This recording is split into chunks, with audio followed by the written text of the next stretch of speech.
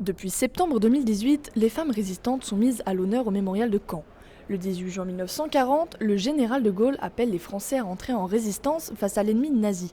Ce sont donc près de 50 000 résistants qui ont agi de 1939 à 1945 en faveur d'une France libre. Alors que le maréchal Pétain prône l'image d'une femme coquette et responsable de la maison, des tâches ménagères et des enfants, beaucoup d'entre elles en ont décidé autrement. 20% des résistants étaient des femmes. Nathalie Lemierre a étudié à travers les archives la place de la femme au sein de la résistance. Dès le début, elles sont cantonnées à des tâches assez simples, ça va être nourrir, cacher, héberger. Parmi elles, il y a quand même des femmes qui vont être chefs de réseau, chefs de liaison, qui parfois vont servir d'appât aussi pour attirer des généraux nazis dans leur filet. La séduction fait que ça va pouvoir être aussi des figures féminines importantes pour la résistance. Et il va y avoir petit à petit aussi l'image de la femme combattante. Certaines résistantes vont prendre les armes, notamment dans le maquis. Donc il y a quelques photos que vous pourrez trouver dans les archives où on voit des femmes en armes. Mais c'est quand même plutôt rare. Une partie de ces femmes combattantes s'engage dans les forces françaises libres et l'armée des ombres s'organise. À l'époque, la mort est genrée, les résistantes françaises ne sont pas tuées mais envoyées directement au camp de concentration de Ravensbrück, un camp exclusivement réservé aux femmes.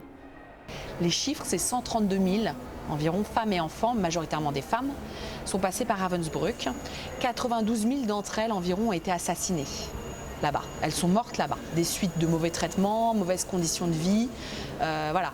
L'espérance de vie était d'environ de 9 mois à Ravensbrück, mais ça peut être très différent. Vous pouvez mourir au bout de quelques jours, quelques semaines parce que vous êtes une femme qui a attrapé une maladie, le typhus ou autre, et qui va mourir, ou qui a été maltraitée, brutalisée par les gardes. De même que vous pouvez survivre, comme c'est le cas de Germaine Tillion ou Geneviève de Gaulle-Antonios, qui sont deux résistantes françaises qui ont survécu à Ravensbrück et qui sont rentrées en France, qui ont créé une association de déportés de Ravensbrück et qui vont témoigner après la guerre sur ce qu'elles ont vécu là-bas. Mais la reconnaissance du rôle des femmes dans la résistance est moindre et tardive. La mémoire des résistantes passe souvent après celle de leurs homologues masculins. Seulement 2 résistantes ont été panthéonisées. Les témoignages de celles-ci sont peu nombreux. Pour certaines chercheuses, dont Carole Mann, cela est dû au fait que longtemps, elles ont banalisé leur acte et n'ont pas trouvé nécessaire de raconter leur histoire.